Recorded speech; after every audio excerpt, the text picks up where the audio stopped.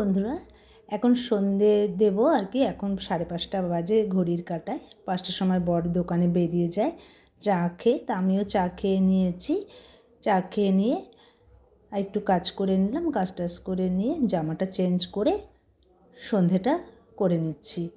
তা দেখো সন্ধেটা করে নিলাম, প্রদীপ জ্বালিয়ে নিলাম, সারা ঘরে একটু ধূপকাঠি। আমি প্রত্যেকদিন ধুনোটা ধরাই না, কেননা ছোবড়া অত থাকে না বলে ধূপকাঠিটাই বেশি ব্যবহার করি।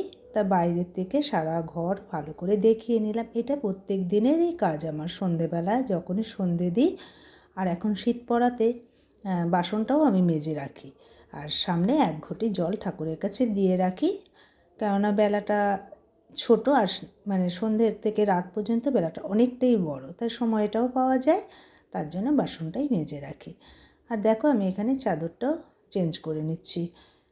এখন চাদরটাও রাত্রেবেলাতেই চেঞ্জ করি, কেননা সকালবেলাটা পেরে উঠি না। বর দোকানে গেলে আবার কাজ তাড়াহুড়ো করে কাজ করতে থাকি।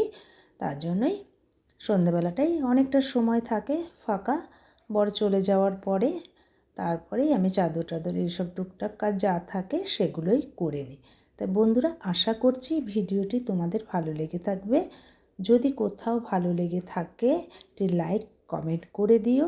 তোমাদের একটি কমেন্ট পেলে আমাদের ভিডিও করা উৎসাহটা অনেকটা বেড়ে যায়। তাই দেখো বন্ধুরা, আমি কিন্তু চাদরটাও পাল্টে নিলাম, একেবারে বিছানাটাও রেডি করে নিচ্ছি। তোমরা হয়তো ভাববে যে সন্ধেবেলা একদম বিছানাটাও রেডি করে ফেললো, কিন্তু আমি এখন বিছানাটাও রেডি করে নিচ্ছি। যেহেতু মেয়েও নেই আর আমি একা ঘরে, বর দোকানে বেরিয়ে গেছে, তাই আমি বা একা কী করব। মেয়ে চলে যাওয়ার পর থেকে আমি সাধারণত দোকানেই চলে যাই। সে একদম রাত্রিবেলায় আসে। ধরো মানে কখনো হয়তো 6:30টাও বেরিয়ে যায়, কখনো 7টায় বেরিয়ে যায়। তারপরে দেখো আমি চলে এলাম, আলনাটা গুছিয়ে নিচ্ছি। জামা কাপড়গুলো শুকিয়ে গেছে, সেগুলো একেবারে গুছিয়ে নিই। দেখবে গুছানো থাকলে কিন্তু আমাদের খুব সুবিধা হয়, নিতেও সুবিধা হয়। তাই আমি গুছিয়ে নিলাম সমস্ত কিছু, এক এক করে গুছিয়ে নিচ্ছি। আর দেখো এখানে উল্টো জামা ভাঁজ করে রাখলে বলে খারাপ, তাও ভাঁজ করে রাখি না। আগে কিন্তু আমার খুব এই অভ্যেসটা ছিল। আলমারি বলো, শোকেস বলো, সব জায়গায় উল্টো জামাই ভাঁজ করে রাখতাম। তারপর থেকে আর ভাঁজ করে রাখি না, সোজা করে। যদিও বা উল্টো থাকে আমি সেগুলোকে সোজা করে, কেননা মেলার সময় উল্টো করেই মেলি, নাহলে রঙটাও জ্বলে যায়। তাই দেখো আমি আবার ওখানে ভাঁজ করে নিয়ে রান্নাঘরে চলে এলাম। দুপুরে যে বাসনগুলো মেজে রেখেছি সেগুলো একটু গুছিয়ে নিচ্ছি। আর তারপরে আজকে সন্ধ্যাবেলায় একটু চাউমিন করব টিফিনে, সেগুলোও আমি কিন্তু কেটে নিয়েছি বর চলে যাওয়ার পথে।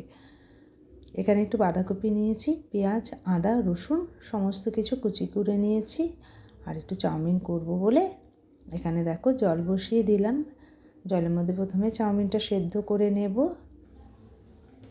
আর এখানে একটু আলু সেদ্ধ দেবো। আজকে শুধু মাছের ঝোল আছে, তাই একটু মাছের ঝোলে হবে না, তাই একটু আলু সিদ্ধ মানে সমস্ত কিছু রেডি করে যাব। এসে শুধু ভাতটা গরম করলেই হয়ে যাবে, কারণ অত রাতে না এসে তখন ঠান্ডা জল ধরতে খুবই মানে ঠান্ডা লেগে যায়।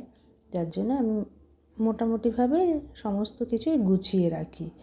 আজকে আলু সিদ্ধটা করে রাখলাম। আর বরকে ভীষণভাবে মিথ্যা কথা বলেছি। দোকানে গেছি পরে, বর তো জানেই যে সকালে উচ্ছে ভাজা আর মাছের ঝোল হয়েছে। উচ্ছে ভাজা তো শেষ হয়ে গেছে, শুধু মাছের ঝোল পড়ে আছে। তা বর বলছে কী দিয়ে খাবো, শুধু মাছের ঝোল? আমি বলছি হ্যাঁ, শুধু মাছের ঝোল দিয়েই খেয়ে নেবা রাত্রে। রাতে আবার কী করব। আজকে বরকে মিথ্যে কথা বলেছি। এবার খেতে বসলেই আর কি দেখতে পারবে।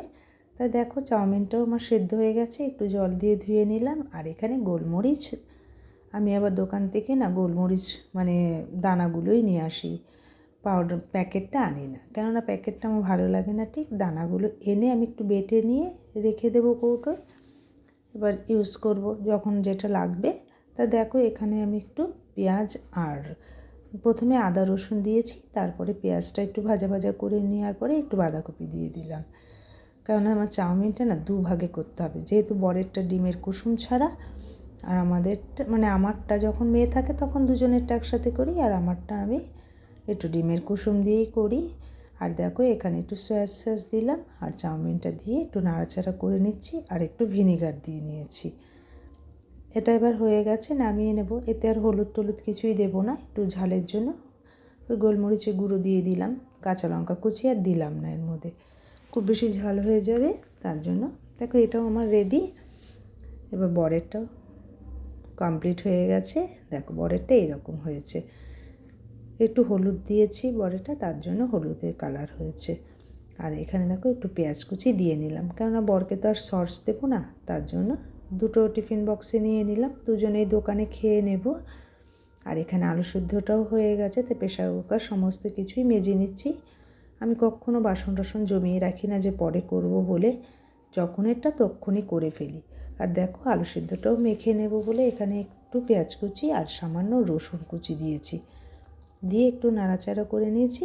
এবার আলু সিদ্ধটা ভালো করে এখানটা ম্যাশ করে নেব একদম।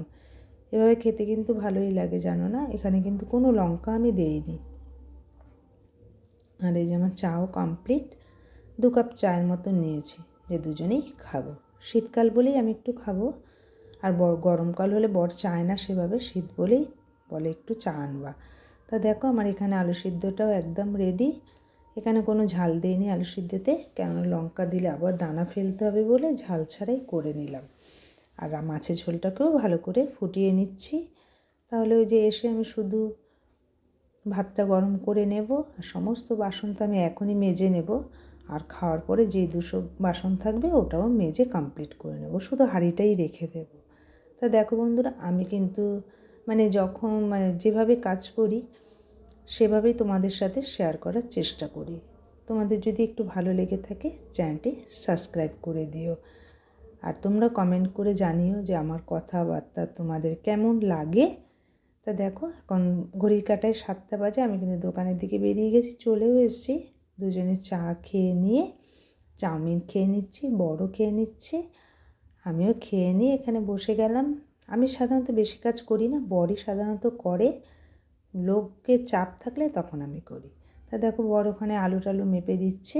আর রাত প্রায় 10টা বাজে, বন্ধ করে দিলাম। তা আমরা বাড়ি চলে এসেছি। এবার আমি ভাতটা গরম করে নেব, আর যে বাসনগুলো দোকানে নিয়ে গেছিলাম ওগুলোকে একটু মেজে ঘষে নেব, তাহলে মোটামুটি আমার রান্নাঘরটাও পরিষ্কার থাকে। আমি প্রত্যেক দিনই রাতের বেলায় রান্নাঘরটা একদম পরিষ্কার করে রাখি, কেননা সকালে উঠেই তো আমাদের আবার সেই কাজ শুরু হয়ে যায়। আর যদি জড়ো করে রাখি না, সকালে পেরে উঠবো না আমি, একা হাতে সমস্ত কিছু আমাকে করে নিতে হয় বলেই আমি নিজের মতন করে গুছিয়ে কাজ করে থাকি। তা দেখো বন্ধুরা, ভাতও গরম হয়ে গেছে। এবার খেতে বসে আর কি দেখবে যে বর যে না শুধু মাছের ঝোল না, আলু সিদ্ধও আছে, তাহলে তার খাওয়াটা ভালো হবে, আলু সিদ্ধটাও ভালোবাসে। তা বন্ধুরা এখানে ভাত বেড়ে নিচ্ছি। তা টাটা, আজ এই পর্যন্তই রইল, সবাই ভালো থেকো, গুড নাইট।